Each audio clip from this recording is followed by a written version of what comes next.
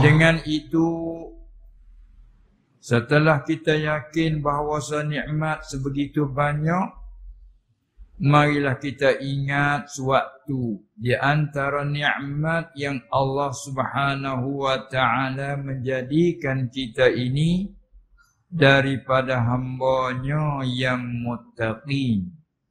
Alhamdulillah alladzi ja'alana min ibadihil muttaqin. Yang selalu kita sebut hamba-hamba yang bertakwa.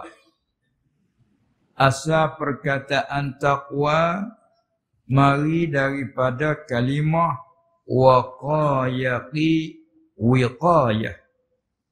Arti kebahasa kita banyak, antara lain wiqayah arti pelihara, wiqayah arti menjaga, wiqayah juga arti mengawasi.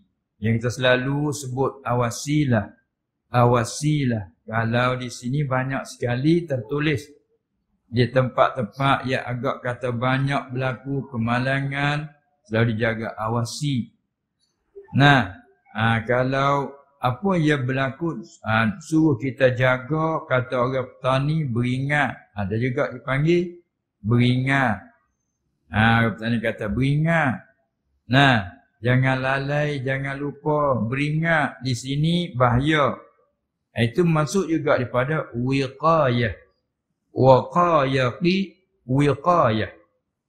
Daripada perkataan wiqayah itulah jadikan taqwa berasal waqya. Tu kata ibdal jadi taq. Ya tu kawa jadi taqwa.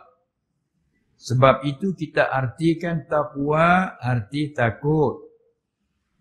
Arti juga beringat.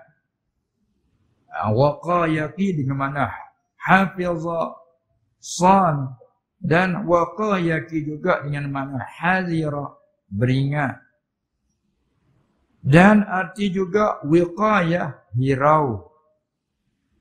Orang petani panggil hera. Nah, bahasa surat kata hirau. Kita tak hirau. Maka petani kata hera. Kita kena ada hirau. Hirau akan siapa? Bila kata taqwa, takut. Takut akan siapa? Taqwallah. Disebut ilai. Iyyakum.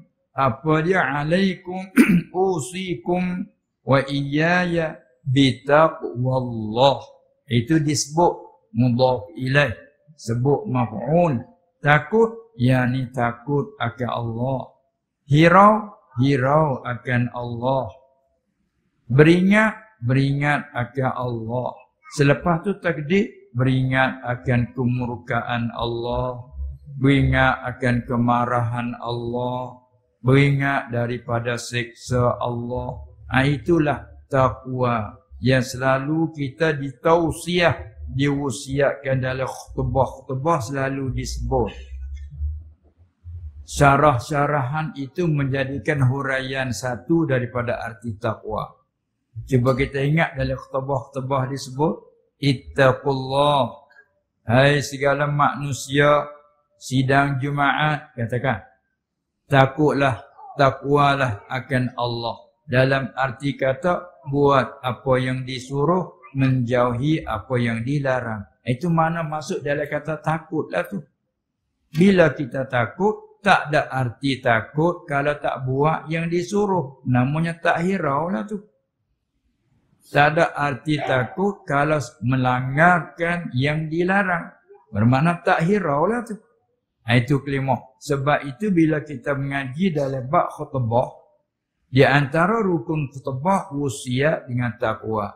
Cukup sekadar ittaqullah.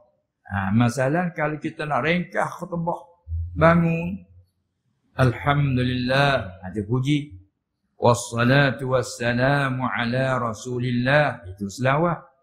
Ittaqullah, itu wasiat dengan takwa. Baca sedikit ayat yang memberi faham, boleh duduk Sudah satu khutbah.